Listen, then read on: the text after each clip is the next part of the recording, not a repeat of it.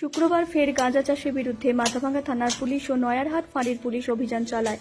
মাথাভাঙ্গা 1 নম্বর ব্লকের কেদারহাট পঞ্চায়েতে জোরশেমুলি বুড়ির বাড়ি কাঁচাখাওয়া এলাকায় অভিযান চালিয়ে বাড়ির উঠোন ও চাষের জমি থেকে আনুমানিক 6 বিঘা জমির গাঁজা গাছ কেটে নষ্ট করে দেয়।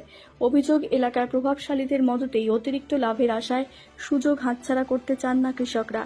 তাই বেআইনি জেনেও গতানুগতিক চাষাবাদের বদলে গাঁজার মতো অবৈধ চাষ করছেন গ্রামীণ কৃষকদের একাংশ।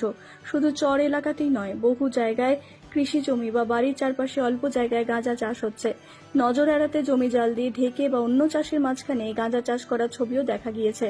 পুলিশ জানিয়েছে, ধারাবাহিকভাবে গাঁজা চাষের বিরুদ্ধে অভিযান চালানো হবে।